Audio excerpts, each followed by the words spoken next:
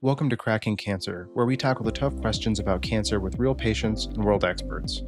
Our mission is to empower the cancer community through education, bring transparency to the oncology system, and drive funding for critical cancer research. Whether you're facing a diagnosis, supporting a loved one, or simply here to learn, we're here to bring clarity, hope, and action to the fight against cancer. Hey everyone, welcome to Cracking Cancer. I am your host, Dr. Kyle Concannon. I'm a physician scientist at the University of Colorado, and I am joined today by Ashley Holt.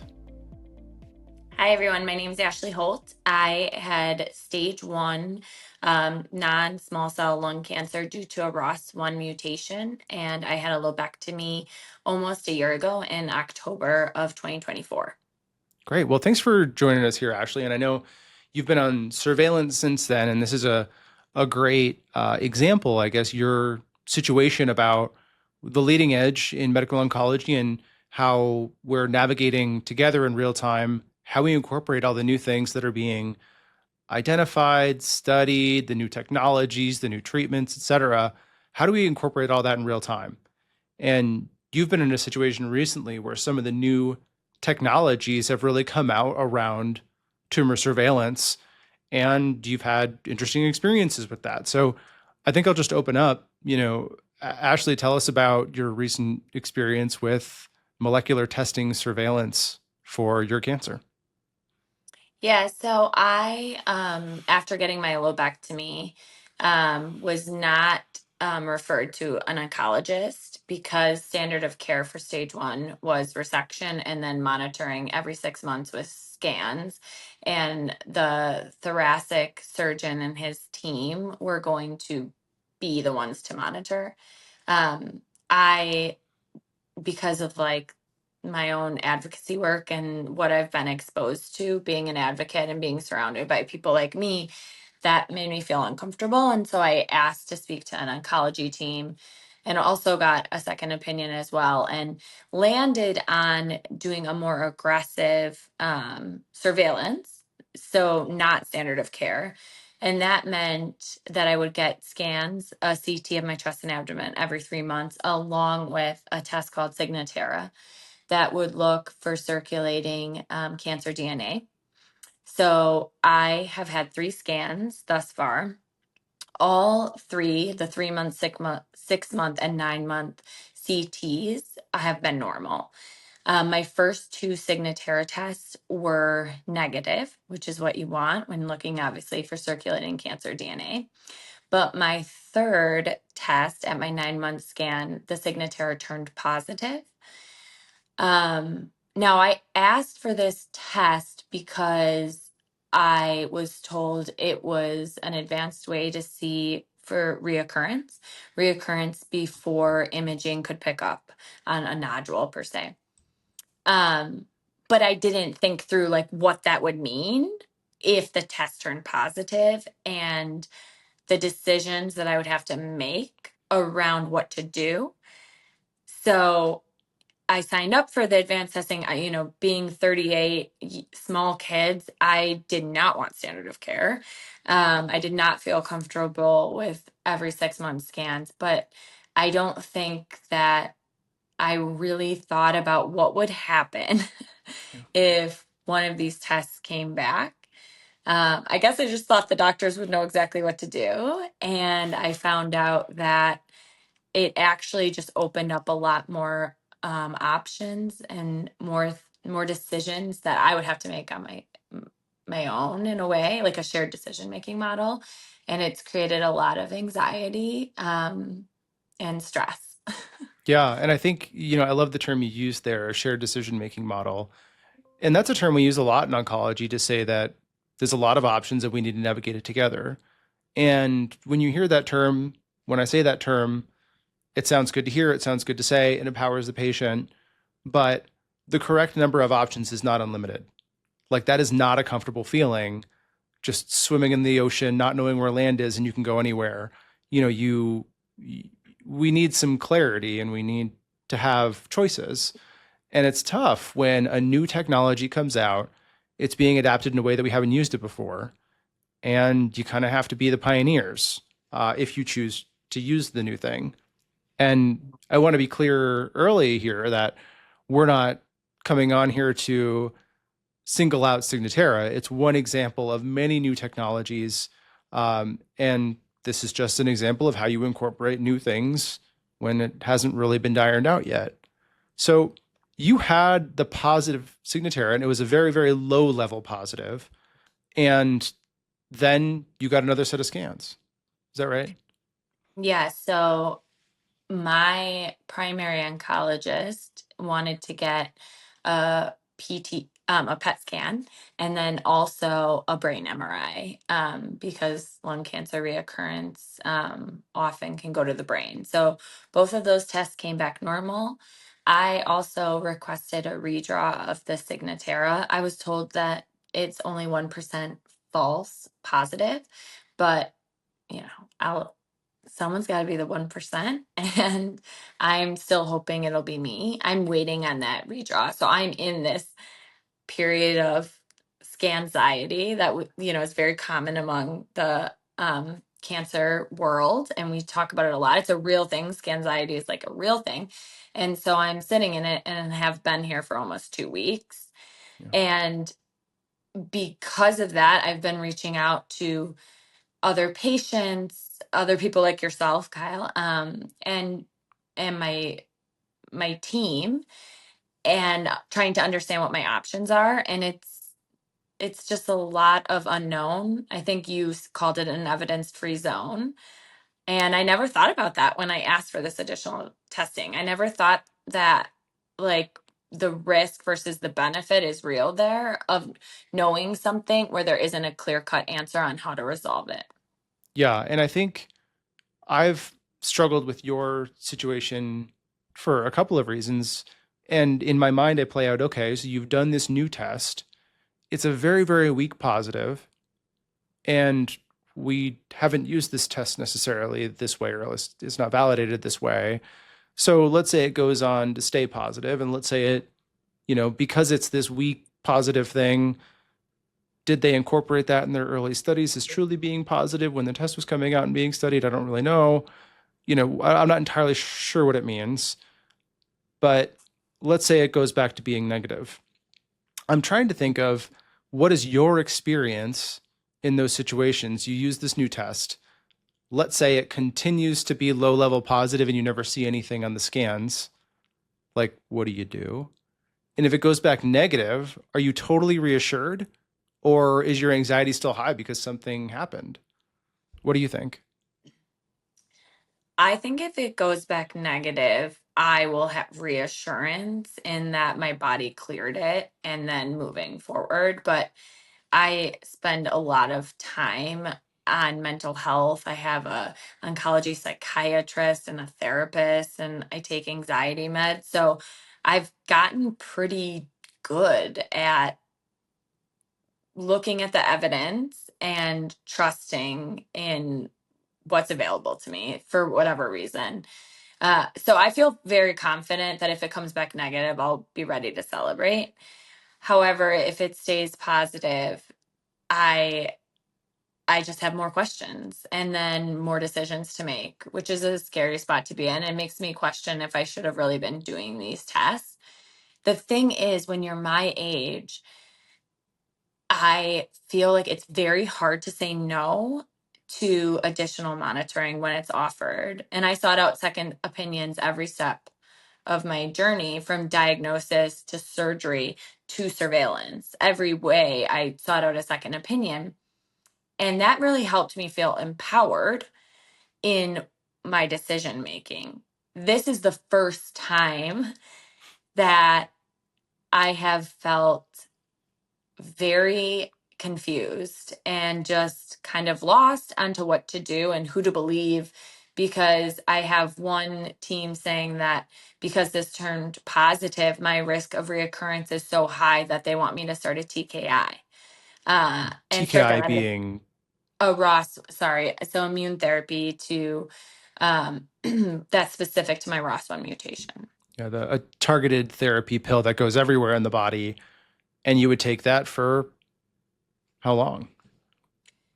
So the advice that I was given is this is also an evidence-free zone. So one provider is saying 2 years, I would take it and then go off of it and then continue to monitor, I assume with scans and Signatera.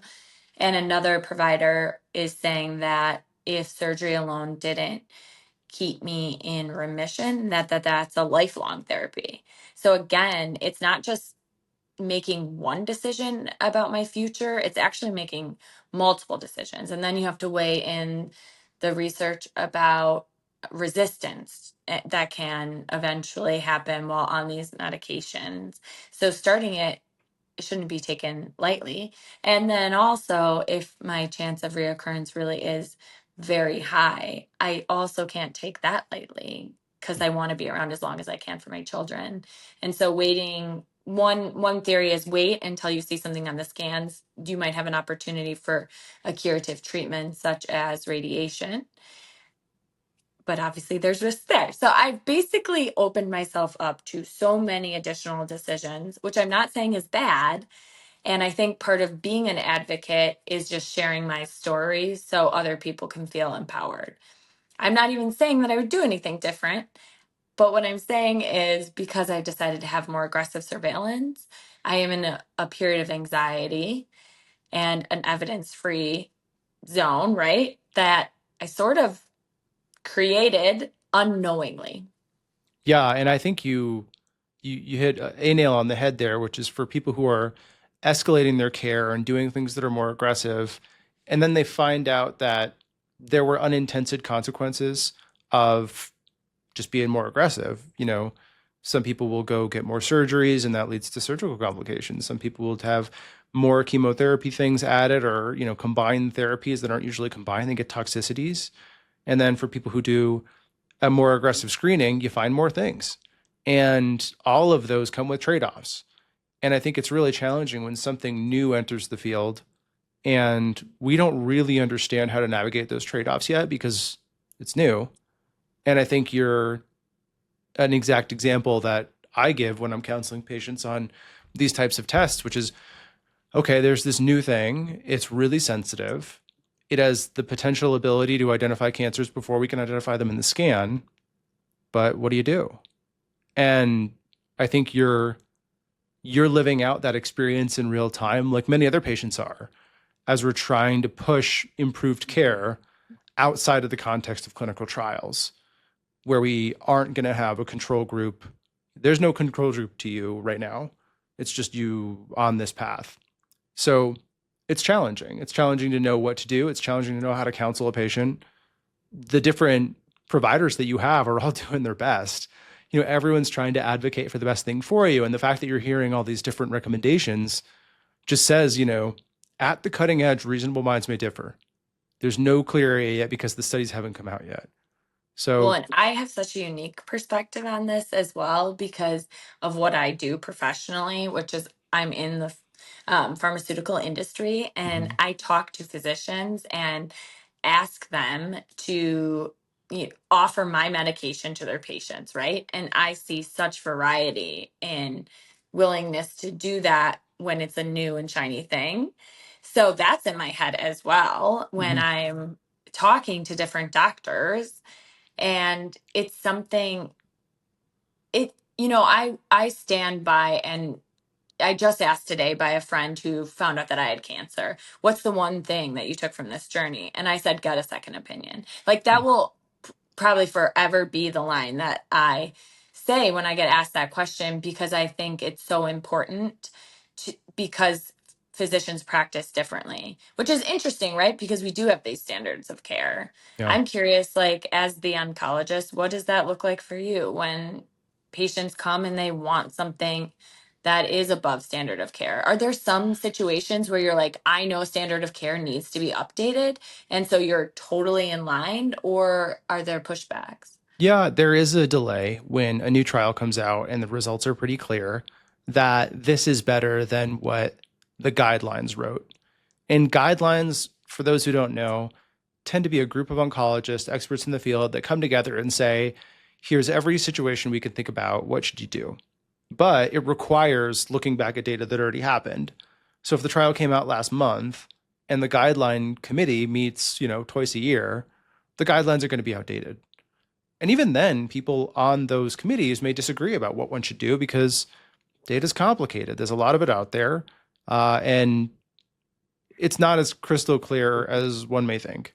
So there are situations where the guidelines are outdated, or you as a provider work in a nuanced field and you don't necessarily agree with them. I mean, they're called guidelines. So they are meant to guide treatment, but they don't necessarily dictate treatment. And every patient's unique. So guidelines may not always apply. There may be certain toxicities that are not acceptable for a certain patient. Maybe usually you do surgery in this circumstance, but they're not going to tolerate surgery very well and you don't want to damage them. So you'll do something different. So those situations happen all the time.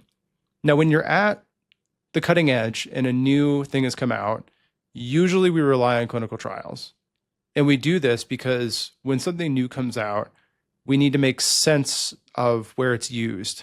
Now, when a new therapy comes out that's not a treatment, or maybe not a new therapy, but like a new technology, we'll say. And the one that you got, the Signatera, is a great example because it's not a treatment, it's a blood test that looks to see is there cancer around.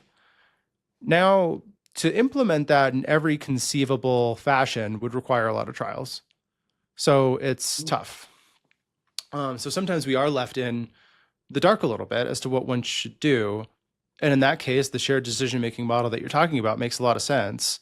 But you have to be cautious and you have to think risk versus harms, or risk versus benefits, rather. And the paradigm that we have of do no harm is a little cliche, but the more complicated stuff becomes and the more things that come out, I think we have to rely on it more because we, as providers, also get biased by our desire to help someone. We're sometimes more likely to throw things together that maybe shouldn't be thrown together, to do things that are more aggressive, to be a stronger advocate for our patients because we do care. And it's not like we're getting particularly reimbursed for these things usually. It's just we want to do more for our patients. And that can lead to real harms. And I think in the example that you're demonstrating, where you had increased testing, it has anything we do has the potential for harm. And it has to be through the shared decision making model of saying, if this comes back positive, what do we do? And are you prepared for the anxiety that this may provoke if we see something positive on your blood test, the most sensitive thing we have, and we have no idea if it's real, where it is, what to do about it? Like, it's kind of the age-old adage of, if you knew the time and day that you were going to die, would you want to know? Like, if that was something one could know, would you want to know? And pretty much everyone says, no, I wouldn't. But if you said, I know of something that can kill you in 2 years, do you want us to treat it and remove it, like cancer? Pretty much everyone says yes. And the difference is, can you do something about it? And I think that you found yourself in the situation where it's like, we have this new, really powerful test. It's positive in a way we're not entirely sure what to do about. And that causes extreme anxiety. So, posing a question back to you, when this test came back positive, what were the emotional implications? What did you feel? I I mean, I completely broke down. I I was basically told that the cancer would reoccur because of this one positive test, and that's it sounds like that's more of an opinion than fact, and that other people think differently about this. But in the moment of hearing that, it was devastating. It caused me to panic, for lack of a better explanation. I mean, I called in my support system right away. I got someone to pick up my children. Like, it was a catastrophic phone call for me. And it brought me back to the original diagnosis and made me so scared of what my future was going to be. I'm almost 1 month post lobectomy. And I feel like in many ways I was getting to a good spot. You mean 1 year? I, sorry, 1 year. Okay. Almost exactly, yeah, 1 year post lobectomy. And I felt like I was getting a good spot. Like, I had just gotten this clean scan of my CT chest and abdomen. And then here I was getting this news about this blood test because it takes a lot longer to come back. So it it was very overwhelming. And I have gotten, because the PET scan was normal and the brain MRI, much more hopeful right now, and just continue to pray that this is a false positive. So I feel like today, I'm in a better spot than I was 2 weeks ago when I got that call. Yeah. But it's created a lot of questions and doubts and fears in my mind again that at 4 a.m., I'm not always very logical about. And that's a hard spot to be at with little kids, working full time, trying to just move forward as well. Do you think that the situation that you're in, where doing this cutting edge thing that's caused a lot more anxiety, is uh, how do I phrase this? Is it worth it? And the answer may be yes here. We're talking about a scan or a test that went from 0 to low level positive. Maybe we'll find out in the future that it did inform things early, but you were getting other scans anyway. You intentionally escalated care. Do you think the escalation of your surveillance will be a net positive despite the hiccups right now? I don't think I can truthfully answer that until I get the redraw back. I think that my answer will depend on what that redraw is. But maybe not. I mean, it sounds lovely to be in a place where I just got a 9-month clean scan and going about my life right now. It's just hard to say. It's a hard question to answer because if this is predicting a reoccurrence, then obviously there's benefits to knowing about it early. But as I've already discussed, there's also a lot of drawbacks about knowing about it when you then have to make decisions and there's no clear cut right answer. So that opens up a lot of new anxieties about choosing the wrong treatment. Mm-hmm. So I guess maybe I chose the wrong surveillance plan because of that. But I think I'm too in the muck of it all to say for sure how I feel on it. Yeah, I think that makes total sense. And what you're saying too is, being a thoracic oncologist, I know information about your unique cancer biology, and there are a lot of different ways one might go here. Mhm. I think it did open the Pandora's box, so to speak, where you're getting recommendations of infinite therapy, like be on a pill forever, be on a pill for a couple of years, don't do anything, monitor, see where it comes from. And it's just the ambiguity that this adds in your unique situation. And then we take that these tests are not specific for lung cancer. These are used in all other cancers too. So the challenges that you're navigating right now are being navigated by a ton of people, because everyone, when they first hear, do you want to detect your cancer recurrence earlier or later? Who wouldn't say earlier?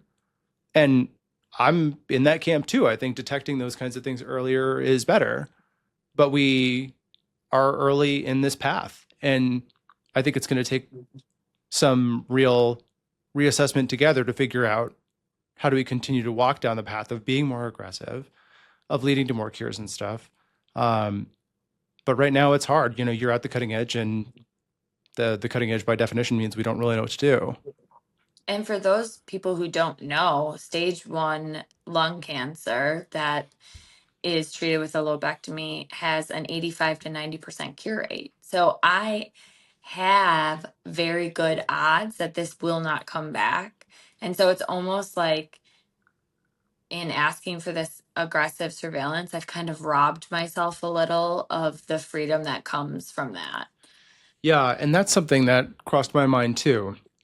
Is most of the time we rely on the scans to help us determine what to do. The scans tell us where the tumor is, how big the tumor is it in multiple different locations, has it spread? And those are the things that typically guide our treatment options. We're in a new area now where we can detect cancer DNA. And for those of you that don't know, essentially what this is looking at is as opposed to a scan, which requires millions or billions of cancer cells to be present together for us to see it. This requires way less, thousands of cancer cells, and it detects the DNA that they shed into the bloodstream. So it's a blood test. They amplify that DNA and they look for signals that say, was this the signal of the tumor that they originally had? And to do that, you don't need that many cancer cells. There's also a belief in oncology that sometimes the immune system can clear really, really small things. So the situation where you have evidence of cancer, but you can't see it is fairly new. And the field doesn't know what to do about that. And, on one hand, pioneers like you, Ashley, pushing the envelope to do these things, test the limits, and they force us to address these questions. The other side is that's what clinical trials are for.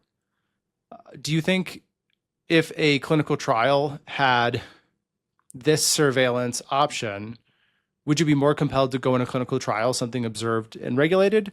Or would you rather have, I suppose, the freedom and flexibility to just go the path that you have gone and do it, provide a recommendation? Honestly, I don't know. I haven't been offered any clinical trials. So that's a really good question because I've never thought about it and I'm not sure if that would make me feel more secure. I think if I was in a clinical trial, I would have some reassurance that this was very new and something that needed to be tested, something that wasn't a sure one way or the other, right? So, in some ways that seems reassuring to me just when we're talking about this now. um I don't know, it's a really good question. I think that the thing that I wish that I had done was just really understand what a positive Signatera test means. And honestly, I'm getting different answers right now. So it would have just been nice to have asked those questions. And I definitely would put that on myself because I'm the one that asked for this, right? Uh, and I just didn't ask enough questions about what increased surveillance could mean on the opposite side, the harm side or the risk side. Because, like you said before, most people are going to sign up for a test that can find reoccurrence earlier. But now I'm in this point where it's like, is this really reoccurrence or is this just using a test outside of what it was intended for? Or again, like something I can clear. And it just, even when you were saying that, by the way, that spikes my anxiety because I'm like, okay, last night I went out with my girlfriend and I had a drink. And what if that screws up my ability to cure what is little cancer cells? That's just the most honest thing I can tell you. And that's just very real PTSD from having cancer in general, is constantly thinking, did I cause this? And now I'm applying this to, could I be causing a reoccurrence? Or could I be preventing the stop of a spread or whatever, however you want to word it? I wish I would have thought of this before I said, sign me up for more monitoring.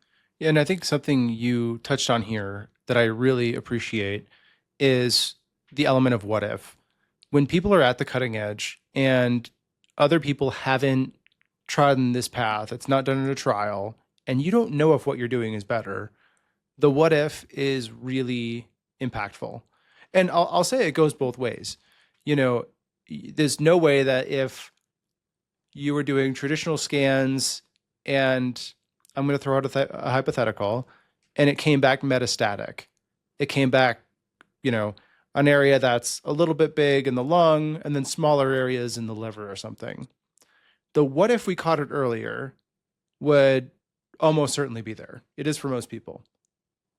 Especially if you were thinking of the Signatera or a similar thing that Right. you know. Someone had offered it to me and I had said no, which Mhm. is exactly why I decided for every 3 month scans, by the way, is because I just couldn't fathom the idea that at my first 6 month scan or something, they would see something and I could have asked to get that 3 months earlier.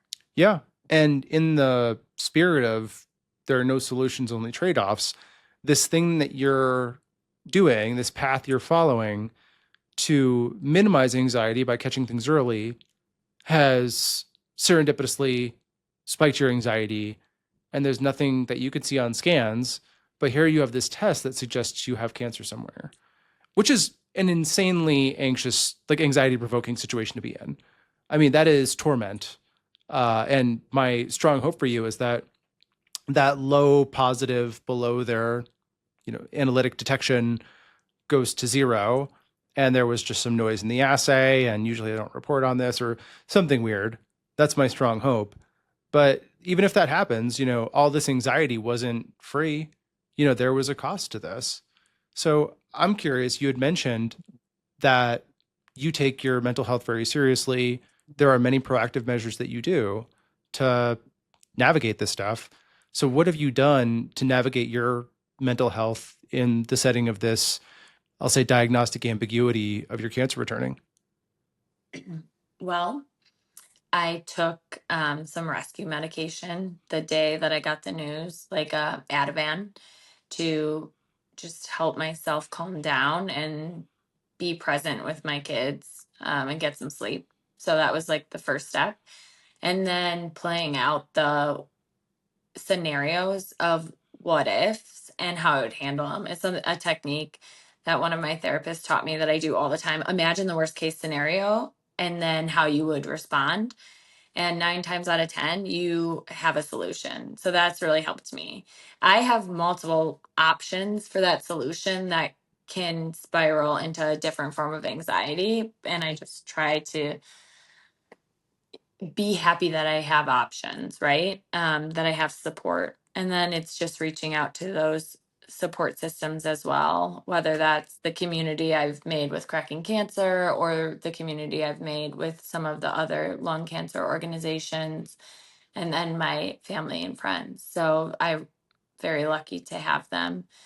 I will say that there's something about having gone through what I did the last year that has almost calmed me a little, because so much of that felt out of my control. And as someone who hates to not be in control of something, I had to just submit to that. And so now, being in this situation again, the initial anxiety was just unbelievable, overwhelming. And the day that I was waiting on my PET scan results was also like really overwhelming. I don't even have like a good answer except trying to distract myself. Yeah. No, and I think the things that you've done are as good as most anyone can do, like, and there's a lot of things in the world to be anxious over. And it's challenging particularly when someone has a history of anxiety and, Mhm. that's your body's adrenergic system going crazy over things that usually aren't real life threats.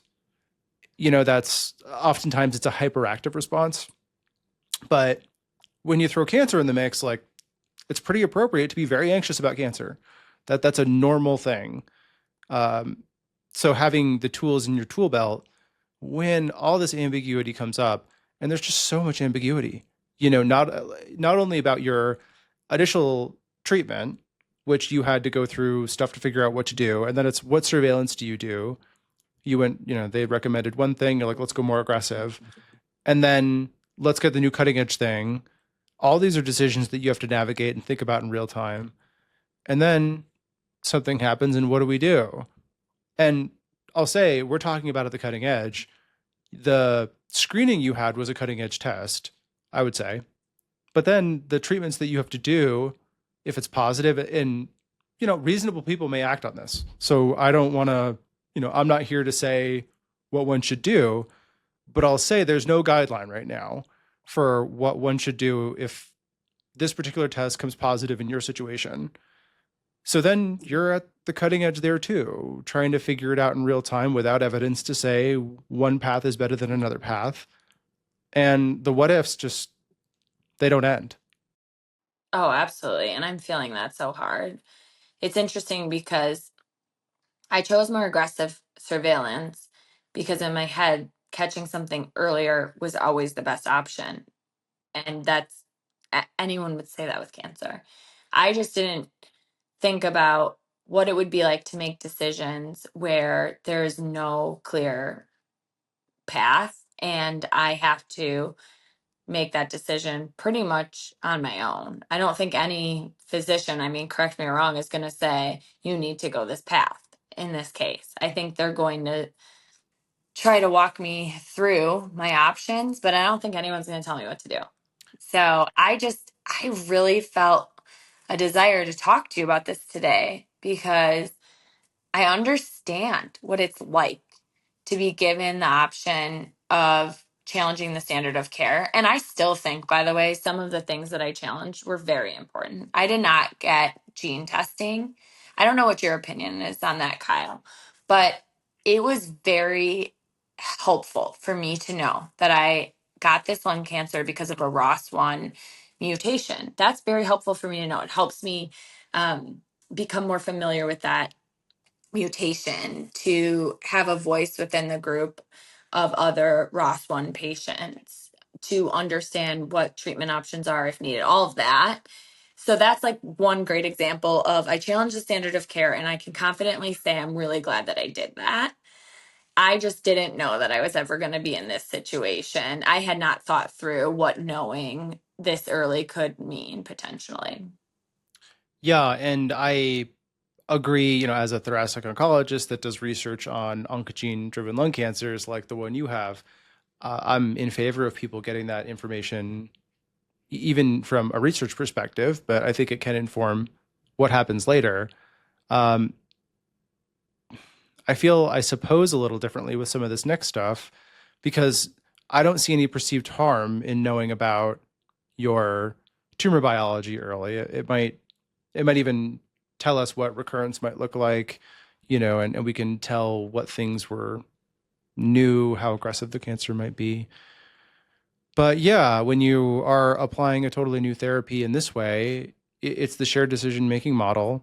And we as providers, like I mentioned before, we want to provide often the most. And it's really hard for a provider to say, I refuse to give you this thing that's new and can theoretically be really helpful because it's new and it's not studied as well. It's because I think the providers are in a similar situation where, in my mind, the situation you found yourself in, that's the example I give people when I say, let's not just jump right into this. Like, what happens if it's positive and we don't see cancer? We need to iron that out. Versus waiting until you, because I was still going to be monitored. I was going to still receive surveillance, right? Yeah. I just never thought about what would that look like if your blood test turned positive, but there was no evidence on the scan. Then your options would be a medication or waiting with this cloud over your head of like, is it going to reoccur? Yeah. I mean, So what if I you're never thought through that. what if your cancer, if you follow scans every 3 months, what if your cancer does grow, but it only becomes visible a year from now? And then you just sit there and watch this blood test, positive after positive after positive, waiting. And meanwhile, you could have just not known and enjoyed that time a little more. And I'm not advocating for one path or another. It's just back to the adage, there are no solutions, only trade offs. But it's challenging for providers too. We're at the cutting edge. We want to provide the best care for our patients. And if something's new comes out that can help me identify a recurrence earlier and give someone else a shot at cure, yeah, I want to take that too. So I think this is an example as well as any where providers and patients are trailblazing some of these things together. And we need to, I think, appropriately acknowledge how challenging these gray areas can be and the risks that come with them and, lock arm in arm and walk through it together. Because I think offering something without appropriately managing the downsides is setting people up for the anxiety that you're feeling. Whereas, tell me your thoughts, but if there was a plan already laid out for this situation, I imagine it would feel different. What do you think? Yeah, it would. Sitting in this gray area is just incredibly hard, and why I wanted to talk about this as someone who calls herself an advocate. I wish that I had known more about what a positive test meant and how that might feel to receive that news and what the decisions I would have to make next versus waiting for it to show up on a scan versus starting a medication that could be lifelong or 2 years. Like, I mean, the amount of decisions is feels very overwhelming, and why I'm actually really trying not to think about that. And I'm just staying very hopeful that this is not a true positive, that my body will clear what this is, or it's noise, like you mentioned, and that the results of the PET scan and the brain MRA are very positive. So I'm just trying to live in that moment, and I can't go back, right? And I'm not even saying today that I would not have picked the aggressive surveillance plan that I did. I don't know, but I want other people to understand when you have a minute, because you don't always, when it comes to cancer diagnosis, feel like you have time to think about the path, right?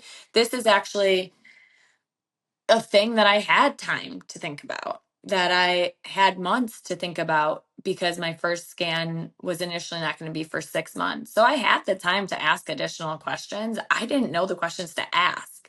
I'm not necessarily mad at myself. I just didn't realize that a positive test would result in an outcome like this.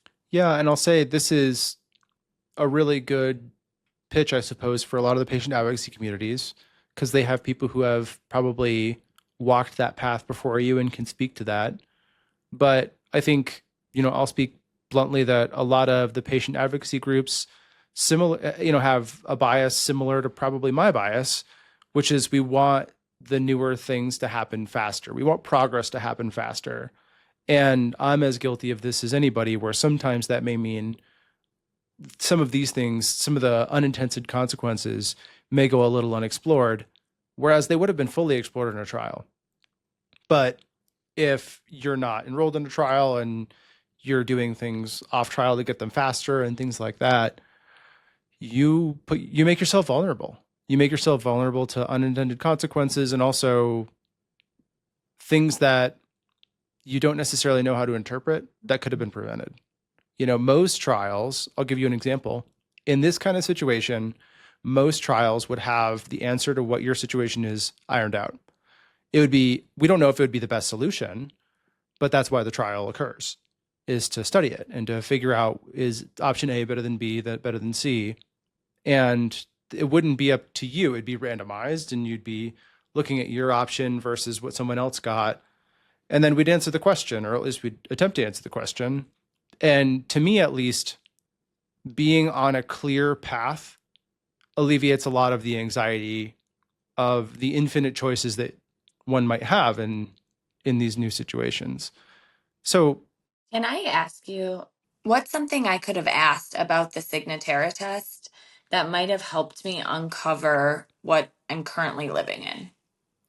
I think with any new test, the really important things to ask are, what are you going to do if it's negative? What are you going to do if negative, meaning the test doesn't show cancer? What are you going to do if it's positive, meaning it does have evidence of cancer? And how do those things change from what you would be doing anyway? I'll give you an example with the Signatera. And this is true for most blood tests. One style of practice is we follow the blood test, and then if the blood test becomes positive, we get a scan. And one might argue, were you going to get that scan anyway? And the answer may be no. The answer is no. This causes us to get the scan 2 months earlier. But then if the scan's negative, what do you do? If the scan's positive, what you do?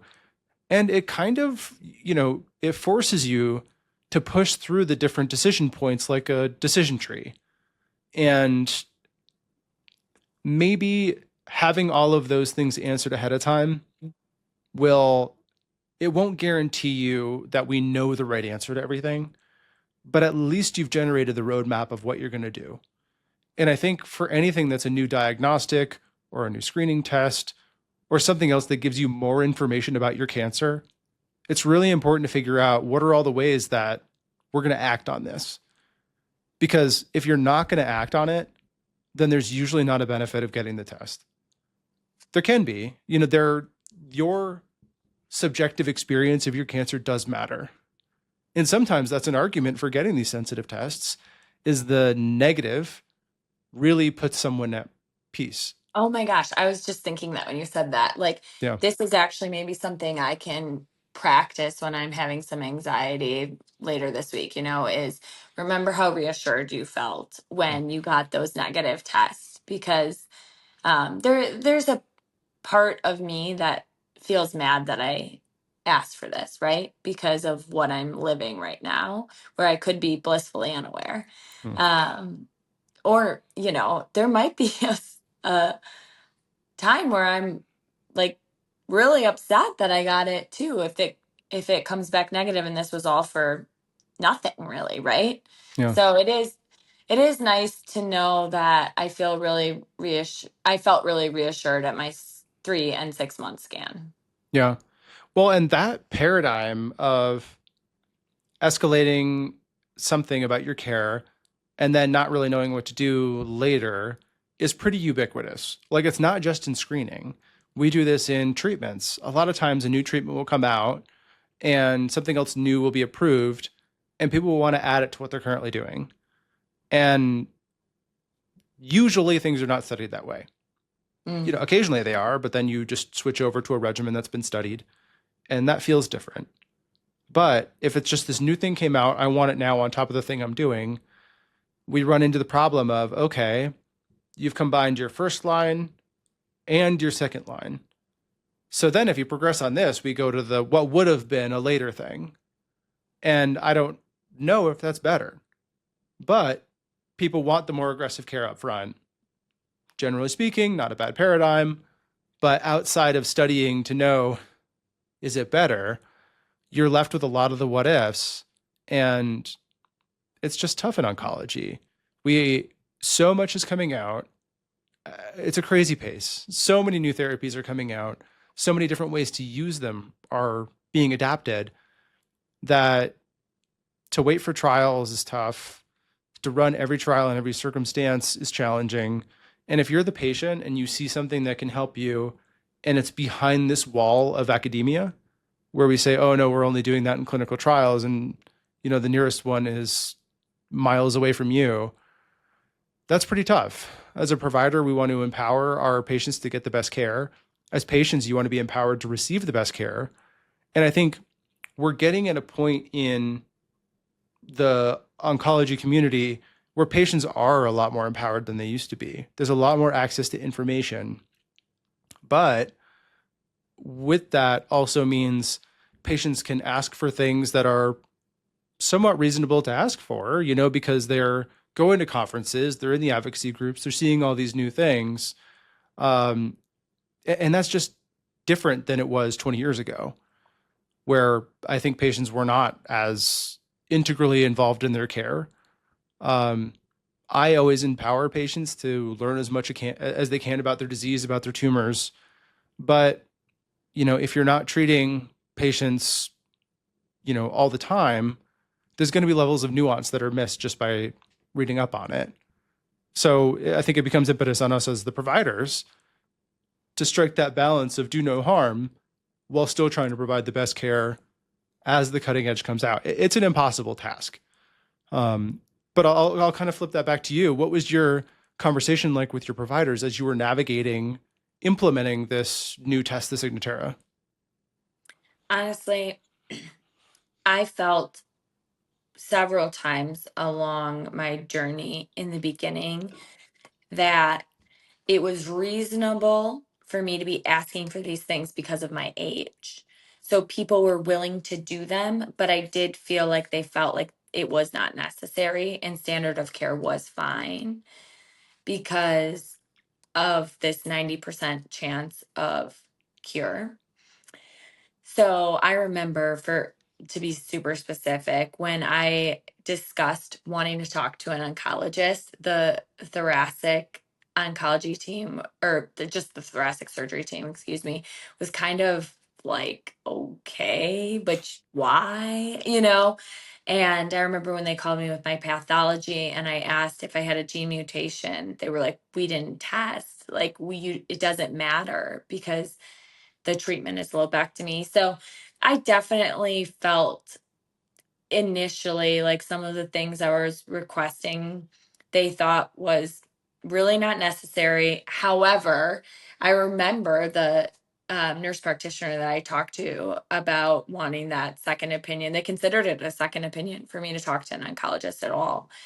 She said, I understand because of your age. And I was like, whatever, you know? Hmm.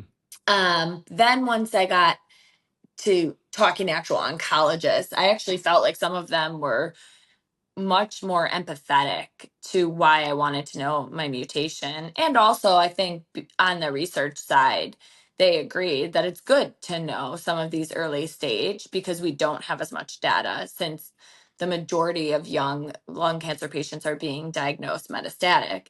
So I think there was some of that as well. Like, okay, this is good information to have. Um, and then, yeah, I don't know. I just felt like people were like, here are your options. No one was recommending I start the medication. But they presented it like that is an option you could go on. It would be obviously, it's not indicated for that. And they're not even looking at that in clinical trial with stage 1A, which is what mine was. So no one was leaning me down that path. Now, the increased surveillance and the blood testing, I feel like both oncology teams that I talked to felt it was completely reasonable to Hmm. ask for that at given my age and given the fact that it could help pick up something early. So I never said, okay, so if it picks up something early, what does that mean? That would have helped me, I think, because when I actually first got the call and they said the Signatera turned positive, that wasn't like an initial drop to the floor. It was, and now the cancer is going to reoccur. It's very likely. Then it was that second follow up because in my head, just a positive Signatera wasn't something that was that alarming. It was just more information, which I think some people would agree with. And this is where I am. I'm in this like total gray space now where there's difference in thought of what that means. Yeah, I can't think of a better situation where there's just true gray area than where you're at right now. And I'm curious, when you were initially deciding to get the Signatera, were the patient community, like the advocacy communities, your local groups, did anyone have a sense that there may be a downside to getting a new, more sensitive test? No, no one talked to me about the downside of it. Yeah, can you speak more to that? What were the universal sentiments you were getting then? More information is better. Um, Sooner is better. More surveillance is better. No one was saying, be careful because, or just be prepared that I wasn't getting any of that sort of messaging. Again, though, I'll put that on me. Like I wasn't asking. So I didn't know the questions to ask. I will be very honest about that. I didn't know. And had I asked those questions, I would have been much more prepared for that phone call and this period of time that I'm in right now, which is just the waiting. No, and as our ability to detect cancer becomes more and more sensitive, meaning we can detect smaller and smaller amounts of cancer, now even to the point where you can't even radiographically see it. And again, we're still determining what your test really means, but there are people who have a positive test like the Signatera. They have a scan and the scan doesn't show anything. And we're still navigating that in real time. So it's tough. Yeah, it's tough. How would you empower other people to continue to push standard of care, but also maybe have an appreciation for what might be limitations or downsides to charting the unknown? Yeah, I think it's asking better questions up front and then also listening to yourself about when to step back. I remember while waiting for my 6 month scan having a feeling of, I don't know if I want to do. every 3 month scans for the first 2 years, which was what I kind of landed on initially. So I was starting to feel like maybe moving to 6 month scans would be something I would feel comfortable with eventually. And now I honestly can't say where I'll land with that given the scare that I'm in. I don't, I don't know. But ask better questions and listen to yourself and understand what you can handle.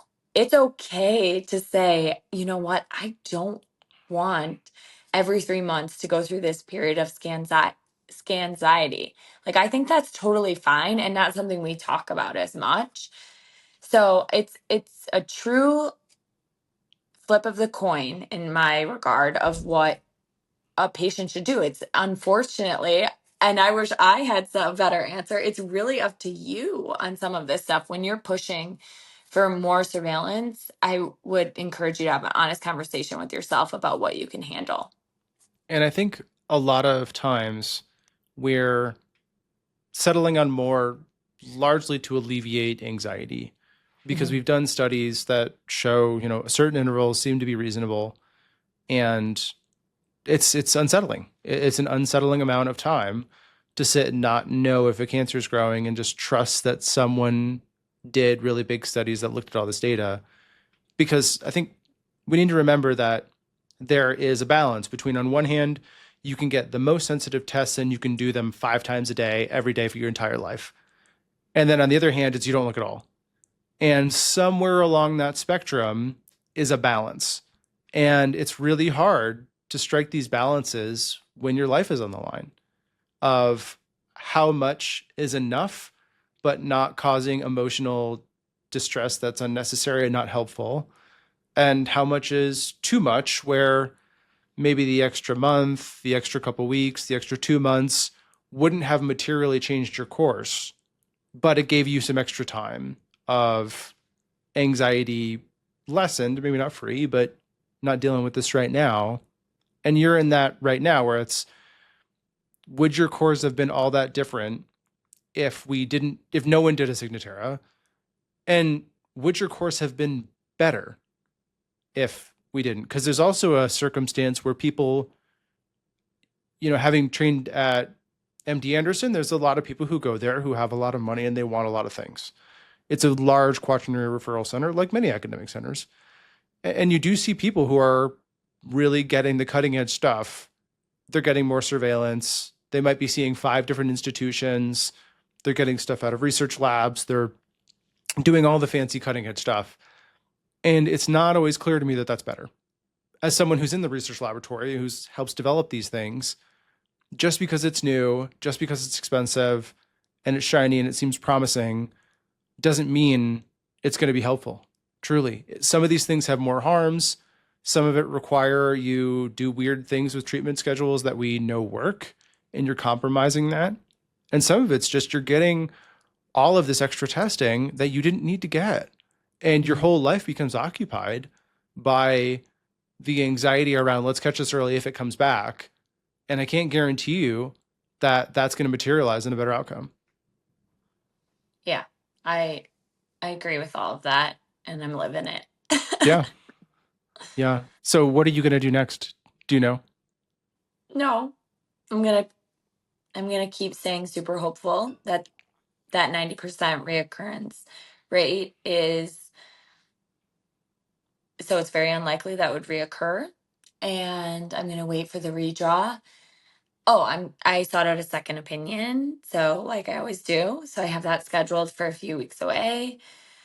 Um, and I'm just gonna take it test by test. Yeah. Yeah. That's, it's, I think, a great approach. I don't think there are a lot of right answers. There are some clearly wrong answers, but there's a lot of ways to do this. And to your point, you had mentioned you have to really know yourself kind of well as you're navigating your cancer care, and be honest about what's going to be harmful to you, what's going to be helpful to you. Your principle of getting second opinions is great. As an oncologist that sees patients, I welcome second opinions. You're the one that has to walk through this path. I will walk with patients as well as I can, but they're the ones that have to deal with the consequences of the actions. And our role as providers is to support you the best way we can. So I think second opinions are always welcome. And if they're not, well, your second opinion should be maybe your next first opinion. You might need to transfer care. But Exactly. yeah. But yeah, I think this is a great place to end. Is there anything else you'd want to leave our listeners with, Ashley? No, I just feel really passionate that advocacy to me is having conversations that might lead someone else to an easier decision. And the truth is, when it comes to cancer, I don't think there are easy decisions. And I don't think that there are right answers. I truly believe you have to do what's best for you, whether that's fight for more or decide that standard of care is where you'll land, whether that's get a second opinion or not. This is all what you're comfortable with and talk that through with someone like me or a family member or your physician, because there are ripple effects with the decisions. And I understand the pressure it might feel to do more. I get it. Yeah. And piggybacking on that, I'll say standard of care options are updated pretty frequently. So there's a really good chance that the current standard of care is the best care we have. And just because something is not standard of care, maybe it's perceived as being more than standard of care, does not mean it's better. Truly, it does not mean it's better. And then includes clinical trials. And that's why we do the trial, because we don't know it's better. If we did the trial and we knew it was better, it becomes standard of care. And that's how standard of care happens. So I think there's a negative stigma around standard of care, and people want to do more than standard of care because that's perceived as better. But challenge that. We want to do the best thing for you. And that doesn't necessarily involve the title of what that course is called, standard of care or not. Yeah, that makes sense. Okay. Well, I think that's a great way to end. Ashley, thanks so much for joining us today and sharing your very topical story right now. I know that's vulnerable. Oh, I appreciate it. Thank you for listening. All right. Thanks, everyone. Remember to like and subscribe, and you can visit crackingcancer.org for more information. Thank you for joining us on this episode of Cracking Cancer. If you found this helpful, please like, subscribe, leave us a review, and visit crackingcancer.org for more information. Every dollar we earn goes directly to furthering the podcast and supporting vital cancer research, because together we can crack cancer.